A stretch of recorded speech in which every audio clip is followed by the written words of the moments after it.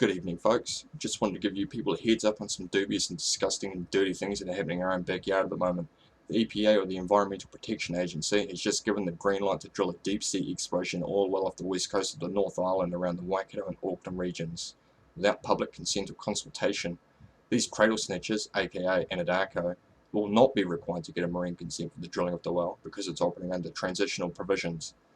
Under the transitional provisions, Anadarko must submit an EIA, or an Environmental Impact Assessment for short, to the EPA, which they must consider complete. Which the EPA did consider complete. Right. Moving on. Just for reference, these cowboys were associated with BP with the Horizon oil spill back in 2010.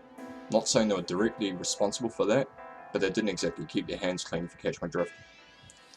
If you need consent from the regional council to drill a water bore in your own backyard, how come they can rock over here and start playing a dangerous stunt like drilling for oil without consent in our pristine waters?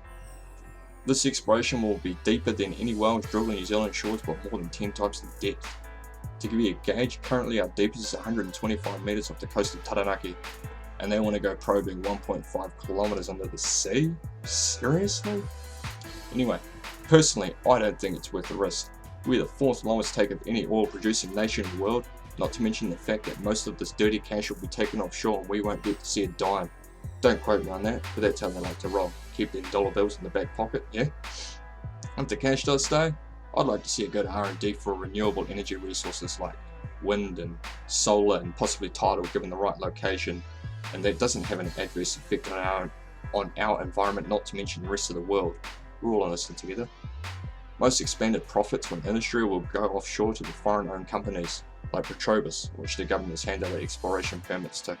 Hold on, I thought you were working for us, John King, not them. New Zealand taxpayers don't get a fair return from oil drilling. Funding for core services like schools, hospitals, infrastructure, and of course the Christchurch rebuild shouldn't be dependent on oil royalties. After all, we ain't Saudi Arabia or the UAE. We're New Zealand, we're clean and green, we know better, we are better. Oh, and if you think you're going to riot to see and protest this shit, good luck with that too also.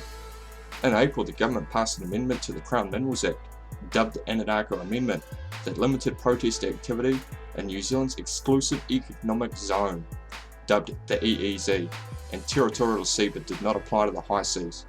On May 17th, under urgency, the government tried to pass a bill that would extend the limit on protest activity to the high seas of New Zealand's extended continental shelf, beyond the exclusive economic zone, up to 350 miles from New Zealand's coastline.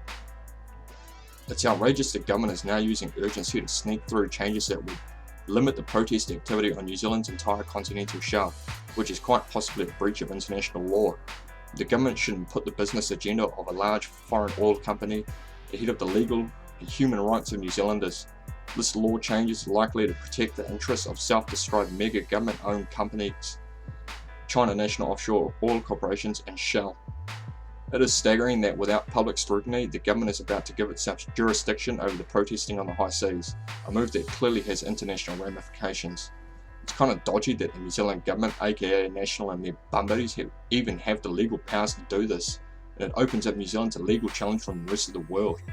Our own Ministry of Foreign Affairs and Trade says that New Zealand does not have the special rights to the fisheries above the continental shelf beyond the EEZ, or to control other activities such as shipping, yet the government is proposing to make laws to establish exclusion zones around these oil ships.